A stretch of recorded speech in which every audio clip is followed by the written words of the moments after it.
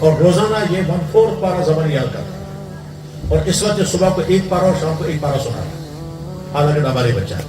لوگ کہتے ہیں کہ حافظ بن سکتے ہیں، ایک زمانہ تھا جموں کشمیر میں لوگ کہتے تھے ناممکن ہے کوئی انسان حافظ بنے، اور اس وقت صورت حال ہے کہ ہمارا چھوٹا بچہ بھی حافظ بنتا ہے۔ ٹھیک، امام بخاری رحمہ اللہ تعالیٰ 7 سال کی عمر میں قرآن حفظ کیا۔ امام اعظم امام ابو حنیفہ رحمہ اللہ تعالیٰ کے شاگرد ہیں امام محمد، انہوں نے صرف 4 مہینے میں قرآن حفظ کیا، اور ایک کتاب میں لکھا ہے کہ ایک شخص نے صرف 3 دن میں قرآن حفظ کیا، یعنی روزانہ 10 بار۔ اور ہمارے بزرگوں میں گزرے حضرت مولانا قاسم نورسی رحمہ اللہ تعالیٰ، وہ سفر کر رہے تھے مکہ شریف کا، رمضان سمندری جہاز میں بیٹھے، رمضان کا چاند نظر آ گیا، مکہ کے لیے سفر کر رہے ہیں۔ ان کے جو پیر تھے انہوں نے کہا بولے قاسم تراویح کون پڑھائے گا؟ انہوں نے کہا حضرت حافظ تو ہے ہی نہیں ساتھ میں، تو کیسے تراویح ہوگی؟ ان کے پیر نے کہا بھائی ہم نے تو ہمیشہ رمضان شریف میں تراویح حافظ کے پیچھے پڑھی ہے، یہاں تو کہیں حافظ ہے ہی نہیں۔ تو مولانا قاسم نورسی نے کہا حضرت آپ دعا فرمائیں، میں کوشش کرتا ہوں۔ صبح سے لے کر شام تک 1 پارا پڑھتے جہاد کرتے تھے، شام کو تراویح پڑھاتے تھے، 1 مہینے کے اندر پورا قرآن حفظ کیا۔ بہرحال بہت مبارک اس بچے کو، بہت مبارک اس بچے کے والدین کو، بہت مبارک اس بچے کے استادوں کو، بہت ہی مبارک اس مدرسے کو اور یہاں کے علاقے کے لوگوں کو۔ اتنے چھوٹے بچے کو اللہ تعالیٰ شان قرآن کی دولت عطا فرمائی۔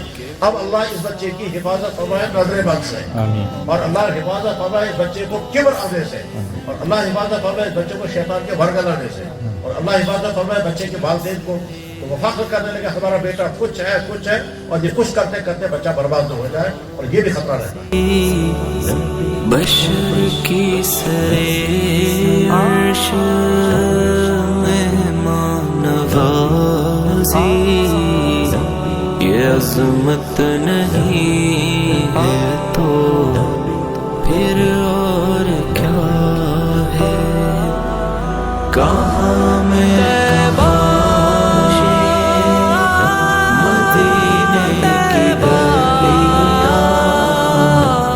قسمت نہیں ہے تو پھر اور کیا ہے؟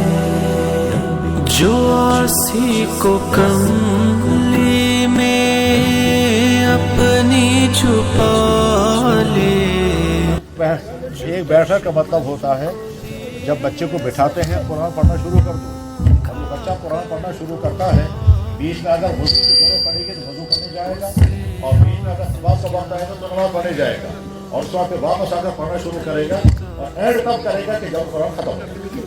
اس کو کہتے ہیں بیٹھک سنانا، یعنی ایک ہی مجلس میں پورا قرآن سنانا۔ میں اس کی مثال بتاتا ہوں، ہمارے تبلیغ کے بزرگوں میں گزرے حضرت مولانا زبیر صاحب اور ان کے والد تھے حضرت مولانا انعام الحسن صاحب۔ مولانا زبیر صاحب نے قرآن کریم مکمل کیا، پھر وہ واپس نظام الدین پہنچے تو ان کے والد نے حضرت مولانا انعام الحسن صاحب نے فرمایا بھائی زبیر قرآن تو تم سنا چکے، یہاں بھی ہم نے تراویح مکمل کی، آج آخری رمضان ہے، آج رات کو کیا سناؤ گے؟ مولانا زبیر صاحب نے کہا حضرت جو آپ فرمائیں گے۔ تو حضرت مولانا انعام الحسن صاحب بوڑھے تھے، فرمایا شروع کر دو دیکھتے ہیں۔ مولانا زبیر صاحب آگے کھڑے ہو گئے، مولانا انعام الحسن صاحب مقتدی بن کر پیچھے کھڑے ہو گئے۔ عشاء کے بعد تراویح شروع ہوئی، ایک رکعت میں 30 پارے پڑھے۔ قل اعوذ برب الفلق پر جا کر کے پہلا رکوع کیا، اور دوسرے رکعت میں قل اعوذ برب الناس پڑھا، سلام پھیرا تو دیکھا کہ وہاں نظام الدین کے سارے لوگ جو ہے وہ سحری کھا چکے ہیں، مجھے 2 آدمی باقی رہ گئے تھے۔ یہ بات جب میں نے سنی تو میں نے سوچا پتہ نہیں واقعہ صحیح ہے یا غلط، تو میں حضرت مولانا زبیر صاحب کی خدمت میں حاضر ہوا۔ میں نے کہا حضرت میں نے سنا ہے آپ نے 2 رکعت سے پورا قرآن پڑھا ہے، اور آپ کے ابا جان حضرت مولانا انعام الحسن صاحب حضرت جی نے آپ کی ابتدا میں نماز پڑھی ہے، صحیح ہے؟ تو حضرت حیران ہو کے مجھے دیکھنے لگی یہ کون آ گیا، یہ سوال مجھ سے کر رہا ہے۔ میں نے کہا حضرت میں نے سنا ہے، اگر میں کہیں بیان کروں گا لوگ اعتراض کریں گے سچ ہے یا جھوٹ ہے، میں آپ سے تصدیق چاہتا ہوں۔ تو حضرت نے دبے الفاظ میں تصدیق کی، کیا لگے اس طرح کے واقعات سے پیچھے نہیں پڑا کرتے، جاؤ اندر تعلیم ہو رہی ہے وہاں تعلیم میں بیٹھ جاؤ۔ میں نے کہا اگر میں سمجھ گیا آپ خاموش زبان میں تعریف کر رہے ہیں کہ واقعہ ہوا، ہماری تاریخ میرے بھائیوں یہ قسمت مدینہ تم اقبال نعت کہہ تو رہے ہو، مگر یہ بھی سوچا کہ کیا کر رہے ہو؟ کہاں کہاں تم کہاں مت ہے ممدوح یزداں، کہاں تم کہاں مت ہے ممدوح یزداں، یہ جرأت نہیں ہے تو پھر اور کیا ہے؟ کہاں میں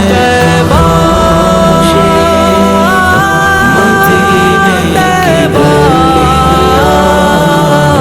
یہ قسمت نہیں ہے تو پھر اور کیا ہے؟ جہاں روضہ پاک خیر الورا ہے، وہ جنت نہیں ہے تو پھر اور کیا